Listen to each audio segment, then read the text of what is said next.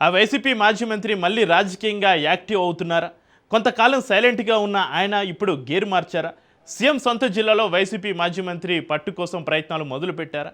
కూటమి ప్రభుత్వంతో ఢీ అంటే ఢీ అంటున్నారా? ఆ మాజీ మంత్రి దూకుడుతోటి రాయలసీమ జిల్లాలో ఫ్యాన్ పార్టీ దూసుకుపోతుందా? ఆ వైసీపీ సీనియర్ నేత దూకుడు పెంచితే సీఎం చంద్రబాబుకి సొంత జిల్లాలో ఇబ్బందులు తప్పవా? ఇంతకు ఆ వైసీపీ మాజీ మంత్రి ఎవరు? ఆయన స్పీడ్కి కారణం ఏంటి? Let's watch.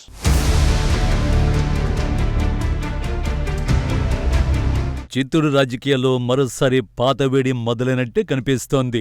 ఒకవైపు ముఖ్యమంత్రి చంద్రబాబు నాయుడు, మరోవైపు మాజీ మంత్రి పొంగనూరు ఎమ్మెల్యే పెద్దిరెడ్డి రామచంద్రారెడ్డి. ఇద్దరు ఒకే జిల్లా రాజకీయాలకు చెందిన బలమైన నేతలు. దశాబ్దాలుగా వేర్వేరు రాజకీయ శిబిరాల్లో కొనసాగుతున్న ఈ ఇద్దరి మధ్య పోరు అధికార మార్పులతో కొత్త మలుపులు తిరుగుతూనే ఉంది. ఇప్పుడు పెద్దిరెడ్డి మళ్లీ రాజకీయంగా యాక్టివ్ అవుతున్న నేపథ్యంలో చంద్రబాబుకు పక్కలో బాల్యంలా మారేందుకు ఆయన సిద్ధమవుతున్నారన్న చర్చ చిత్తూరు రాజకీయ వర్గాల్లో మొదలైంది.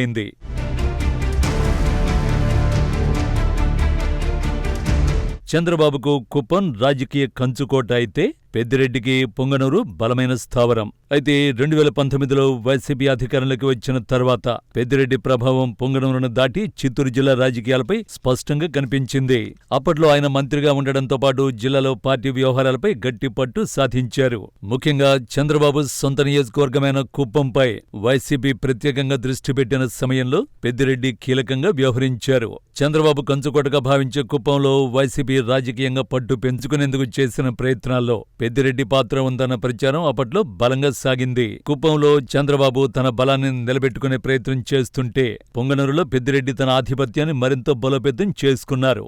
అధికారం మారిన తర్వాత పెద్దిరెడ్డి కుటుంబానికి సంబంధించిన భూములు, అటవీ వ్యవహారాలు, గత ప్రభుత్వ కాలంలోని పరిపాలనా నిర్ణయాలపై దర్యాప్తులు మొదలయ్యాయి.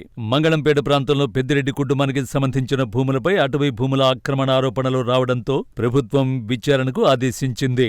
అధికారుల కమిటీ ఈ వ్యవహారాన్ని పరిశీలించింది. అయితే పెద్దిరెడ్డి మాత్రం ఆ ఆరోపణలు ఖండిస్తూ తమ కుటుంబం భూములు చట్టబద్ధంగా కొనుగోలు చేసిందని వాదించారు. ఇదే సమయంలో మదనపల్లె సబ్ కలెక్టర్ కార్యాలయంలో జరిగిన ఫైళ్ల దగ్ధం వ్యవహారం కూడా రాజకీయంగా పెద్ద చర్చకు దారితీసింది. ఈ ఘటన ప్రమాదవశాత్తు జరిగిందా లేక ఉద్దేశపూర్వకంగా జరిగిందా అనే కోణంలో దర్యాప్తు సాగింది. సిఐడి విచారణలో ఈ వ్యవహారం కుట్ర కోణంలోకి వెళ్లింది. 2026లో పెద్దిరెడ్డి మాజీ పిఏ ముని తుకారాం, ఆయనకు సన్నిహితుడిగా ముద్రపడ్డ మాధవరెడ్డిని ఈ కేసులో అరెస్ట్ చేశారు.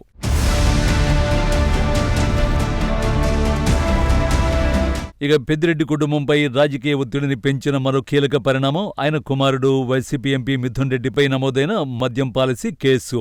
గత వైసీపీ ప్రభుత్వ హయాంలో మద్యం విధానంలో అక్రమాలు జరిగాయన్న ఆరోపణలపై దర్యాప్తు కొనసాగుతున్న సమయంలో మిథున్ రెడ్డిని సిట్ అరెస్ట్ చేసింది.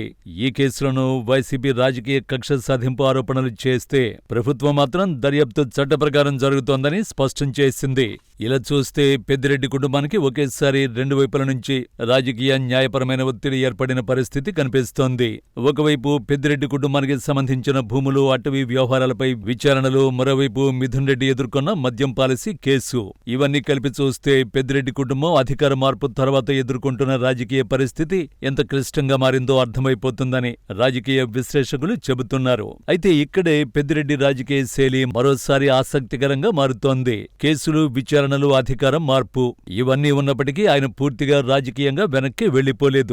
ఇటీవల మళ్లీ పార్టీ కార్యక్రమాల్లో కనిపిస్తూ ప్రభుత్వంపై విమర్శలు చేస్తూ ప్రజా సమస్యలను ప్రస్తావిస్తూ తన రాజకీయ యాక్టివిటీని పెంచుతున్నారు. అంటే తన రాజకీయ ఉనికిని నిలబెట్టుకోవడంతో పాటు వైసీపీ క్యాడర్కు కూడా తాను ఇంకా అందుబాటులోనే ఉన్నానన్న సంకేతం ఇవ్వాలనుకుంటున్నారా అన్న చర్చ మొదలైంది. 2024లో వైసీపీ ఘోరంగా ఓడిపోయిన పొంగనూరులో మాత్రం ఆయన గెలిచారు. మరోవైపు చంద్రబాబు పరిస్థితి కూడా సాధారణమైనది కాదు. ఆయన ఇప్పుడు రాష్ట్ర ముఖ్యమంత్రి.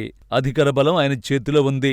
గతంలో తన సొంత నియోజకవర్గం కుప్పంలో వైసీపీ రాజకీయంగా బలపడేందుకు పెద్దిరెడ్డి చేసిన ప్రయత్నాలను టీడీపీ ఎప్పటికీ మర్చిపోలేదు. ఇప్పుడు అధికారం చంద్రబాబు చేతిలో ఉండగా పెద్దిరెడ్డి మాత్రం అదే ప్రాంతంలో ప్రతిపక్ష ఎమ్మెల్యేగా నిలబడి ఉన్నారు. దీంతో చిత్తూరు జిల్లా రాజకీయాల్లో ఇద్దరి మధ్య పాత పోరు కొత్త రూపంలో కొనసాగుతున్నట్లే కనిపిస్తోంది అంటున్నాయి పొలిటికల్ సర్కిల్స్. పెద్దిరెడ్డి రాష్ట్ర వ్యాప్తంగా వైసీపీకి ప్రధాన నాయకుడు. రాయలసీమలో పార్టీకి ఉన్న కీలక నాయకుల్లో ఒకరు. ముఖ్యంగా పొంగనూరు వంటి తన బలమైన కోటను కాపాడుకుంటూ ప్రభుత్వ వ్యతిరేక అంశాలపై దూకుడుగా మాట్లాడితే అది స్థానికంగా మాత్రమే కాకుండా వైసీపీ రాష్ట్ర రాజకీయాల్లోనూ ప్రభావం చూపే అవకాశం ఉంది. అందుకే పెద్దిరెడ్డి యాక్టివిటీ పెరగడం అధికార పక్షాన్ని కూడా రాజకీయంగా పట్టించుకోవాల్సిన అంశంగా మారుతోందనే వాదన రాజకీయ వర్గాల్లో వినిపిస్తోంది. మరోవైపు పెద్దిరెడ్డి కూడా సవాళ్లు తక్కువ లేవు. అధికార యంత్రాంగం తన చేతుల్లో లేదు.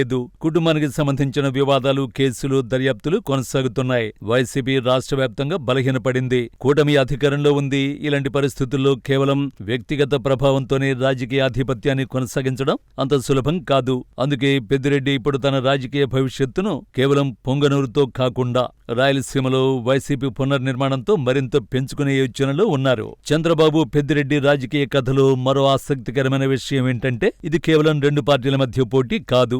ఒకే జిల్లా నుంచి వచ్చిన ఇద్దరు బలమైన నాయకుల మధ్య దశాబ్దాలుగా సాగుతున్న రాజకీయ ఆధిపత్య పోరు. ఒక దశలో అధికారంలో ఉన్న పెద్దిరెడ్డి చంద్రబాబు కంచుకోటైన కుప్పంపై రాజకీయ ఒత్తిడి పెంచారు. ఇప్పుడు అధికారం చంద్రబాబు చేతిలో ఉంది. పెద్దిరెడ్డి మాత్రం పొంగనూరులో తన కోటను కాపాడుకునే పోరులో ఉన్నారు. మొత్తానికి చిత్తూరు రాజకీయాల్లో ప్రశ్న ఒక్కటే: చంద్రబాబు ప్రభుత్వం పెద్దిరెడ్డి రాజకీయ ప్రభావాన్ని తగ్గించగలదా? లేక కేసులు, దర్యాప్తులు ఎదురైనా పెద్దిరెడ్డి మళ్లీ తన రాజకీయ బలాన్ని చాటుకోగలరా అన్నదే అసలు ప్రశ్న.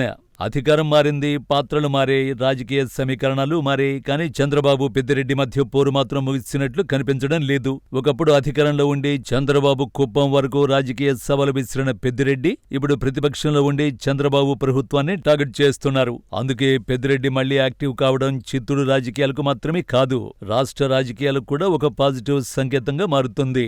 ఒక విషయం మాత్రం స్పష్టం: చంద్రబాబుకు పక్కలో బల్లెంలా పెద్దిరెడ్డి ఫ్యాక్టర్ మళ్లీ యాక్టివ్ అవుతోంది. చిత్తూరు రాజకీయాల్లో పాత ప్రత్యర్థిత్వానికి కొత్త అధ్యాయం మొదలైంది.